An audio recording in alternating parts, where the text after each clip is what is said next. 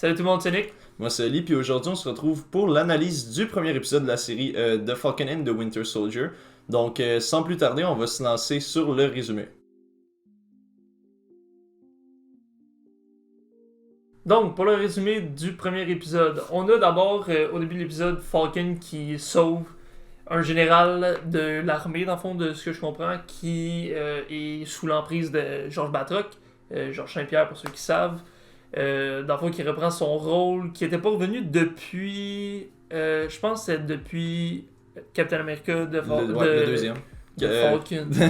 Captain America de Winter Soldier, fait que ça fait très longtemps qu'on l'avait pas vu. Je trouve d'ailleurs que son acting s'est amélioré comparé au à la premier. première fois. Ouais, le premier, je veux dire, il faisait son possible, là, c'est pas son champ d'expertise, mais je trouve que ça s'est amélioré. Fait que, en tout cas, on risque de le revoir. Nous, on a vu que quand son chopper il a explosé, il a eu le temps de sauter. Fait qu'on risque de le revoir dans la série.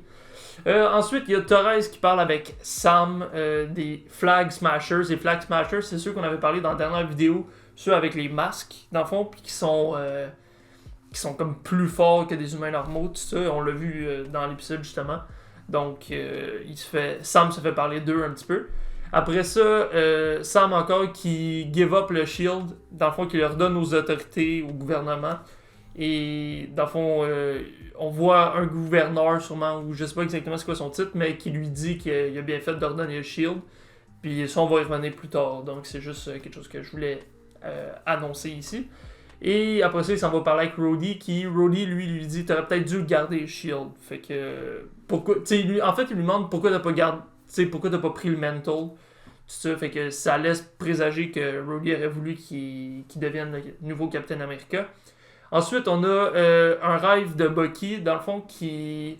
C'est lui dans son temps de Winter Soldier, quand il était sous l'emprise d'Hydra. Et dans le fond, on le voit tuer un homme plusieurs hommes. Et un homme plus tard qui se révèle être le fils de son nouvel ami Yori.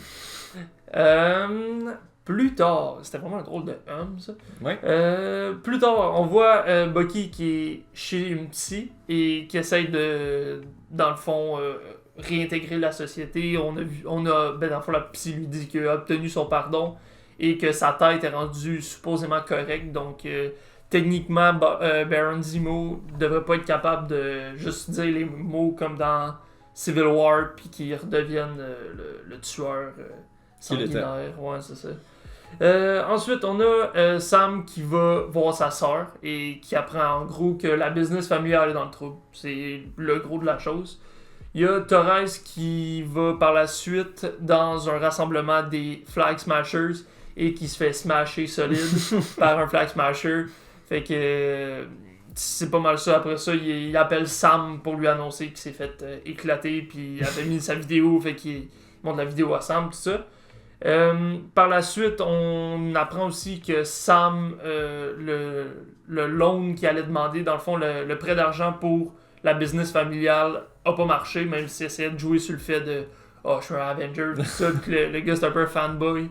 Ça a pas marché, malheureusement.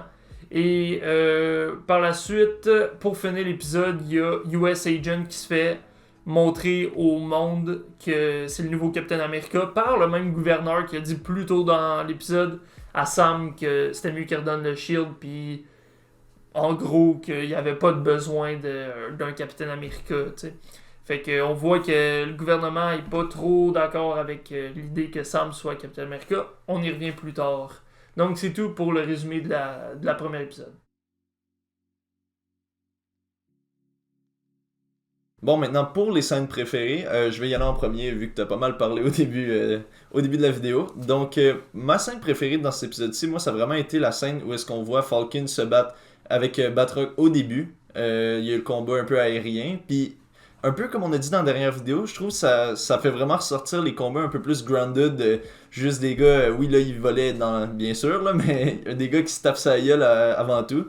Fait que j'ai vraiment trouvé ça le fun que justement cette série-là annonçait un peu des combats grounded, puis direct en startant le premier épisode on voit déjà un combat dans ce style-là, donc j'ai vraiment aimé ça, puis en plus on va se dire c'était quand même un combat avec beaucoup d'action, excusez, donc C'était vraiment bien. Puis toi, sinon, c'était quoi ta scène préférée? Ouais, juste pour compléter là-dessus, dans le fond, ok. ça va prendre une seconde. Dans le fond, c'est ça, c'est juste le fun de, justement, comme j'ai parlé plus tôt, de revoir Batroc, que ça fait longtemps qu'on n'a pas revu, mais on voit qu'il. C'est pas parce qu'on le voit pas que dans les films nécessairement que son arc, si on veut, a été arrêté comme après The Winter Soldier. Fait que c'est le fun de voir, c'est ça, qu'il a continué tout ça, puis là il recroise les chemins, mais là cette fois-ci de Falcon, puis il risque de revenir dans la série, tout ça. Fait que pour ça, je trouvais ça le fun qu'il ramène un personnage comme ça, puis qu'il débute la série directement avec ça. Donc, je vais enchaîner directement avec ma scène préférée. Ma scène préférée, moi, c'est quand Sam a été à la banque essayer de gagner, pas de gagner, mais d'avoir D'obtenir prêt, un prêt. ouais, d'obtenir un prêt d'argent pour la business familiale, dans le fond. Parce que moi, ce que j'ai trouvé intéressant là-dedans, c'est que le monsieur, le gentil banquier qui était très très fan des Avengers, il lui dit, Sam lui dit, ça fait 5 ans que j'existe pas, je veux dire, c'est normal, j'avais pas de revenus, tout ça. Puis quelques mois, mais je veux dire, je peux pas faire grand chose, tout ça. Puis en ce moment, c'est un peu la merde, si on veut, vu que c'est juste. L'histoire commence 6 mois après la fin d'Endgame, juste pour vous mettre en contexte. Donc, il lui dit, c'est un petit peu la merde parce qu'il y a plein de monde qui viennent nous voir, puis là, ils ont de la misère à s'ajuster. Puis c'est intéressant de voir ça, justement, que, oui, il y a tout l'aspect, on ramène le monde, tout ça, mais ça reste que pendant 5 ans, il y a la moitié de l'univers, dans le fond, qui était pas là. Puis là, ils réapparaissent d'un coup, mais en 5 ans, t'as le temps de te réhabituer à d'autres choses. Ouais. Puis là, on voit que même les banques, tout ça, ils savent plus trop donner de la tête parce que il y a du monde, il y a juste du monde qui apparaissent de nulle part, tout ça. Fait que le monde a besoin d'argent, des trucs comme ça, les business, tout ça. Fait que, ouais, c'est vraiment intéressant dans le fond de voir les problèmes que ça crée. Puis que même si c'est un Avengers, puis le gars, il est vraiment fou, fan Avengers. Tout ça, il est comme, je peux pas faire grand chose. Sam, il a beau essayer de jouer là-dessus, il a pas été capable d'avoir son loan grâce à ça. Fait que, c'est ça, je trouvais ça vraiment intéressant de montrer aussi que, encore une fois, les super-héros, oui, c'est des super-héros, ils sauvent le monde, tout ça. Mais comme ça m'a dit, ils reçoivent pas d'argent, c'est pas Tony Stark qui les paye, ils ont rien. C'est comme du goodwill, dans le fond, là. Ils donnent de leur temps, tout ça, puis ils font le bien pour faire le bien, mais au final, ça paye pas les comptes, tout ça. Pas mal ça. Moi, c'est pas mal ça. J'ai pas vraiment rien à rajouter, mais un peu pour reformuler. C'est aussi, ça permet de voir l'importance, puis comme la gaffe que ça a été de Thanos de faire le snap, tu sais. Ouais. Parce que souvent, on dirait, on réussit pas à se représenter ça. Oui, il y a des super-héros qui ont disparu au courant de Infinity War, mais c'est dur de se représenter à quel point ça peut faire un mal sur la Terre. Puis là, de voir une scène comme ça qui explique vraiment genre qu'il y a des problèmes autres que, un peu comme tu avais dit tantôt, autres que juste les problèmes des habitants qui avaient disparu, puis là ils reviennent. Tu sais, il y a quand même eu une adaptation, fait que ça crée beaucoup d'autres problèmes. Puis non, pour rajouter sur ce que tu avais dit, c'est vraiment une bonne scène, selon moi.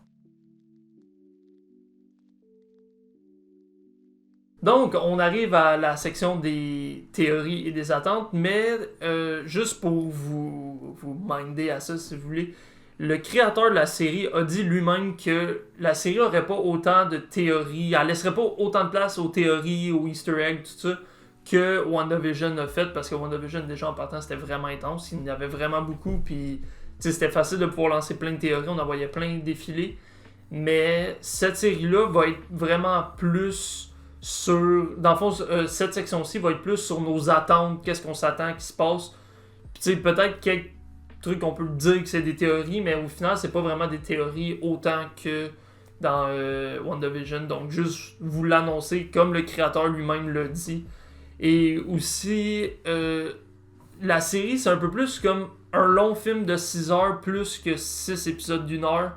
Donc, c'est ce qui fait aussi peut-être qu'il y a moins de gros cliffhanger à chaque fin de...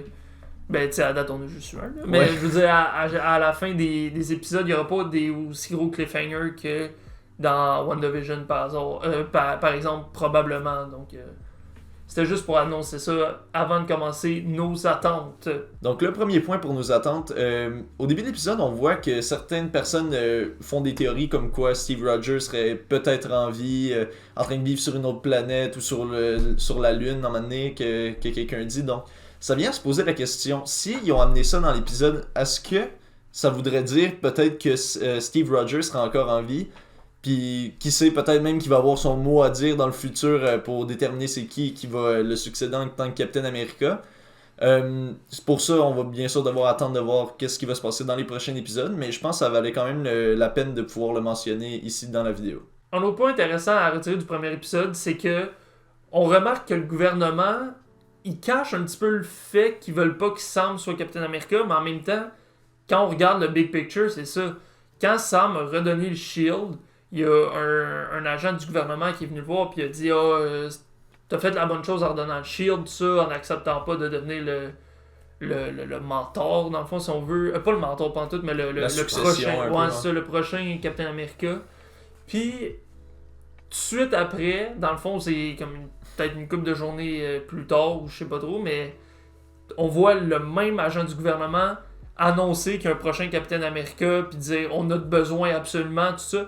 Fait que, tu sais, ça laisse présager fortement qu'il voulait pas que ça soit Sam. Pourquoi on risque de l'apprendre plus tard, tu sais, est-ce que c'était... Tu sais, parce que moi, ce que j'ai remarqué dans son speech, c'est qu'il dit c'est quelqu'un qui représente l'Amérique, qui est prêt à nous défendre, tout ça.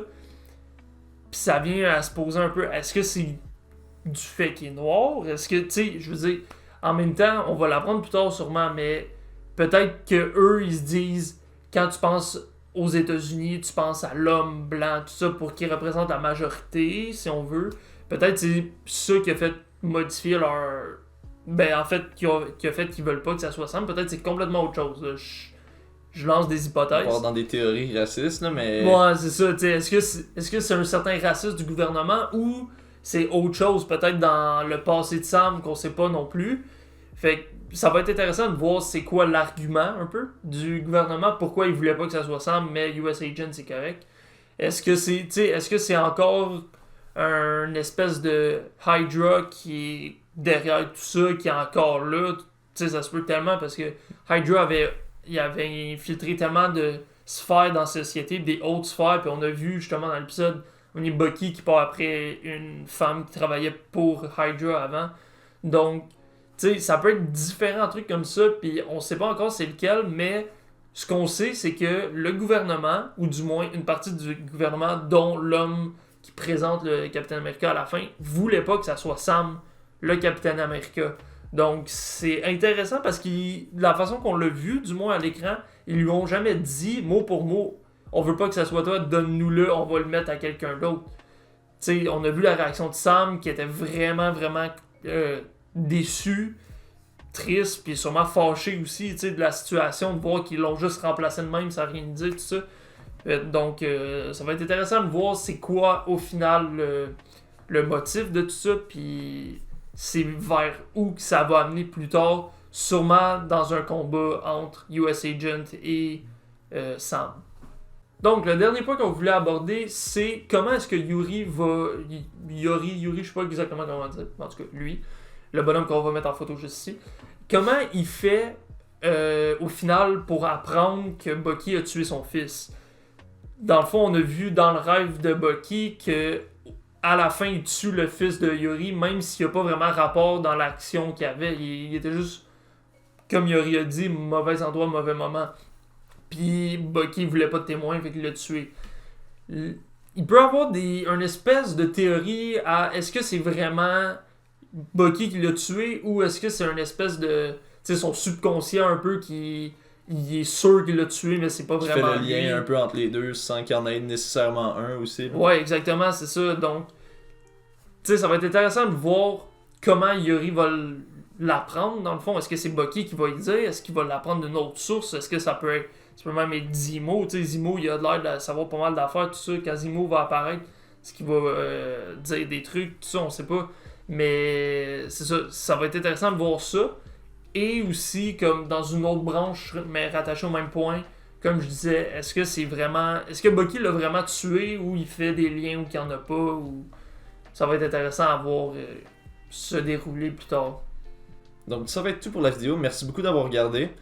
Si ça vous a plu, n'hésitez pas à laisser un like, à vous abonner. Sinon aussi, n'hésitez pas à aller nous follow sur les autres réseaux sociaux. On a un Facebook et un Twitter, donc les liens vont être dans la description, n'hésitez pas à les voir. Sincèrement, pour ma part, je suis vraiment impatient de voir le prochain épisode de la série.